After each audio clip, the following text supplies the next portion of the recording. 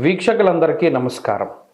ఫిబ్రవరి మాసంలో మీకు ఏ విధమైనటువంటి గ్రహస్థితి కలగబోతూ ఉన్నది అనేటువంటి విషయాన్ని మనం ఈ వీడియో ద్వారా క్లుప్తంగా తెలుసుకునేటువంటి ప్రయత్నం చేద్దాం. జనవరి నెలలో సంక్రమించినట్టే ఫిబ్రవరి మాసంలో కూడా పంచగ్రహ కూటమి, షడ్గ్రహ కూటమి సంభవించడానికి కూడా అవకాశం ఉన్నది. అయితే ఈసారి మకరంలో కాకుండా కుంభరాశి యందు ఈ పంచగ్రహ కూటములు ఇవన్నీ కూడా ఏర్పడబోతూ ఉన్నాయి.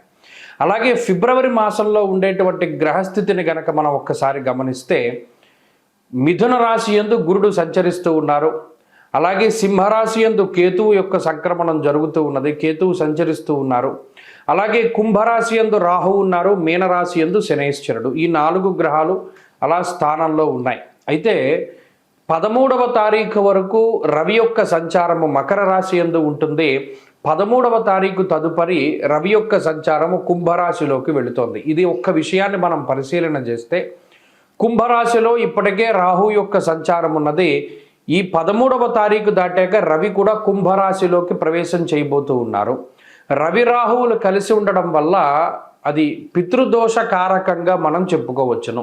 జనరల్గా అయితే రవి రాహువు కలిసినప్పుడు సూర్యగ్రహణాదులు ఇవన్నీ ఏర్పడుతూ ఉంటాయి. అయితే ఈసారి మన భారతదేశంలో ఏ గ్రహణాలు కూడా ఇప్పుడు కనబడడం లేదు. కాబట్టి గ్రహణ సంబంధమైన విషయాలపై మనం భయపడవలసినటువంటి అవసరం లేదు. కానీ ఇక్కడ రవి రాహువులు కలిసి ఉంటే పితృదోషము వస్తుంది. ఈ 13వ తారీఖు తదుపరి ఫిబ్రవరి మాసంలో ఎవరైతే జన్మించబోతూ ఉన్నారో ఆ శిశువుల పైన ప్రభావం పడుతుంది. అందువల్ల ఎవరైనా ఫిబ్రవరి మాసంలో ఏదైనా సిజేరియన్ ముహూర్తాలు వీటి గురించి అడిగేటువంటి వాళ్ళు చాలామంది ఉంటారు. వాళ్ళకి సూచనప్రాయంగా ఒక మాట ఏమిటి అంటే 13వ తారీఖు లోపులో వీలుంటే కొంచెం పరిస్థితులు అవి సానుకూలంగా ఉంటే ఈ సిజేరియన్ అవి కూడా ముహూర్తాలు మీరు చేసుకోవచ్చును. 13 దాటిన తర్వాత రవి రాహువుల యొక్క కలయిక వల్ల పితృదోషం అనేటువంటిది ఏర్పడుతూ ఉన్నది. అలాగే ఈ పంచగ్రహ కూటములు, దేశారిష్ట యోగములు ఇవన్నీ ఏర్పడుతున్నాయి కాబట్టి అది కొంత జాతకం మీద ప్రభావాన్ని చూపెడుతుంది. కాబట్టి ఆ విషయాన్ని దృష్టిలో పెట్టుకోవాలి. మరీ కాంప్లికేట్ అయిపోతే మాత్రం అంటే ఈ లోపులోనే చేసేసుకోమని కాదు. ఏమన్నా అవకాశం ఉంటే మీకు అవకాశం ఉంటే 13 లోపులో ఈ సిజేరియన్లు ఇవన్నీ కూడా చేయించుకోవడం ద్వారా పితృదోషాదులు రాకుండా ఉంటాయి. ఇది ఒక ప్రధానమైన విషయం. ఇది మీ ఆరోగ్యాన్ని బట్టి ముందుకు వెళ్ళండి, దీంట్లో ఇబ్బంది ఏం లేదు. ఇంకొకటి ఏంటి అంటే శుక్రబుధులు కూడా కుంభరాశి అందే సంచరించబోతూ ఉన్నారు. అంటే ఇక్కడ 4 గ్రహాలు, రాహుగ్రహము, రవిగ్రహము, శుక్రగ్రహము, బుధగ్రహము, వీటితోటి చంద్రుడు కలిసిన లేదా ఈ మాసం చివరిలోనే కుజుడు కూడా కుంభంలోకి వెళ్ళబోతూ ఉన్నారు. ఈ 5 గ్రహాలు వెరసి చంద్రుడితోటి కలిపి షడ్గ్రహ కూటమి కుంభరాశిలో ఏర్పడబోతూ ఉన్నది. కాబట్టి ఈ గ్రహస్థితి వల్ల ఈ మాసంలో అటు దేశకాలమాన పరిస్థితులు ఎక్కువగా ప్రభావితం చెందబోతూ ఉన్నాయి. దేశారిష్ట యోగం అనేటువంటిది పట్టబోతూ ఉన్నది. ఎందుకంటే అటు కుజరాహువుల యొక్క కలయిక, అలాగే రవి రాహువుల యొక్క కలయిక ఇవన్నీ కూడా దేశారిష్ట యోగాలుగా చెప్పబడ్డాయి.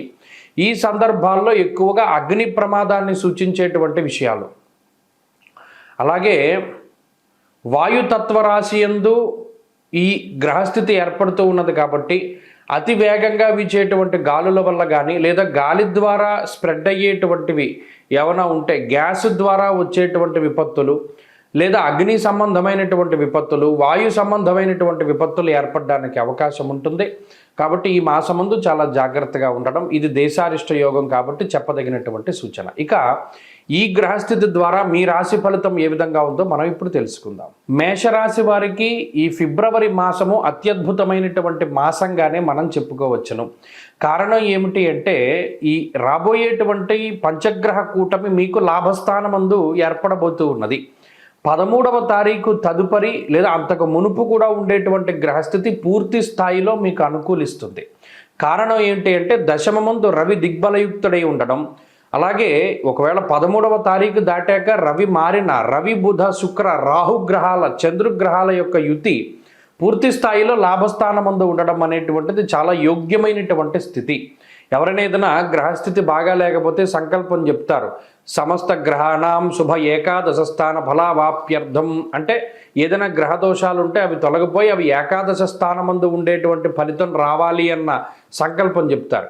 ఇప్పుడు మీకు అటువంటిది ఇలా నిజంగానే గ్రహాలన్నీ 11వ స్థానంలో ఉండబోతూ ఉన్నాయి.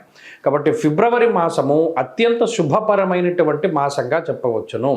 మంచి శుభ కార్యక్రమాల యొక్క పరంపర, ఉద్యోగాభివృద్ధి, వ్యాపారాభివృద్ధి, ఐశ్వర్యాభివృద్ధి, అలాగే ఏదైనా ఉద్యోగంలో ప్రమోషన్లు రావడము, శుభ కార్యక్రమాలు ఇందాక చెప్పుకున్నట్టు శుభ కార్యక్రమాల గురించి ఎక్కువగా మాట్లాడుకుంటూ ఉండడము, లేదా ఏదైనా దూరత్ర ప్రయాణాలు చేయవలసి వచ్చినప్పుడు అంటే విదేశీయానానికి సంబంధించినటువంటి విషయాదులు ఏవైతే ఉంటాయో ఆ విదేశీయాన సంబంధమైనటువంటి విషయాలన్నీ కూడా అనుకూలిస్తూ ఉండడము, అలాగే దేశాంతర వాసము ఎవరైనా ఉద్యోగపరంగా కానీ వ్యాపార పరంగా కానీ వేరే దేశానికి వెళ్ళాలి లేదా వేరే దేశం నుండి ఇంకో ప్రాంతానికి వెళ్ళాలి, ఇలా దేశాంతరం వెళ్ళాలి అనుకునేటువంటి మేషరాశి వారికి ఈ మాసం అత్యద్భుతమైనటువంటి శుభ ఫలితాలను ఇస్తూ ఉన్నది.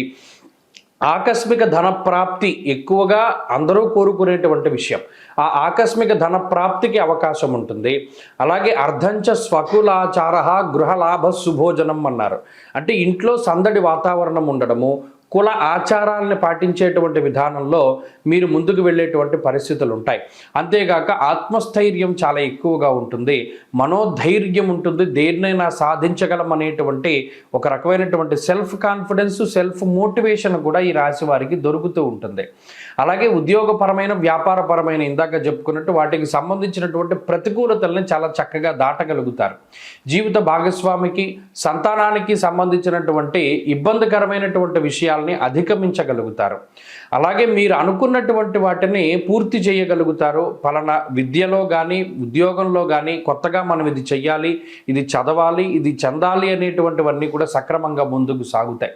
కాబట్టి ఫిబ్రవరి మాసం మేషరాశి వారికి చాలా అద్భుతమైనటువంటి ఫలితాలను ఇవ్వబోతూ ఉన్నది. మరీ ముఖ్యంగా అటు ఆరోగ్యపరంగా, ఆర్థికంగా, సామాజికంగా అన్నిటి పరంగా కూడా ఉన్నతమైనటువంటి స్థానం వస్తుంది ఈ రాశి వారికి. వీరు మరింత అనుకూలమైనటువంటి ఫలితాలను సాధించడానికి ఈ మాసమందు ప్రత్యేకించి శనేశ్వరుడికి సంబంధించినటువంటి ఆరాధన చేస్తూ ఉండడం చెప్పదగినటువంటి సూచన. శనివారాలు వచ్చాయి అంటే ఖచ్చితంగా ఈ రాశి వారు ఏదైనా ఒక శివాలయానికి వెళ్ళి శన్యూషకాలం అంటారు, అంటే శనివారం నాడు సూర్యోదయానికి మునుపు 1 గంట కాలం, ఆ కాలమందు చక్కగా శివాలయంలో దర్శనం చేసుకుని నంది దగ్గర దీపారాధన చేసి మీ జీవితాన్ని ప్రారంభించినట్టయితే మరిన్ని శుభ ఫలితాలను మీరు పొందగలుగుతారు. ప్రతిరోజు కూడా చక్కగా శనేశ్వర అష్టోత్తర శతనామావళి స్తోత్రాన్ని పారాయణం చేయగలిగినా కూడా మంచి ఫలితాలు మీకు సంప్రాప్తమవుతాయి.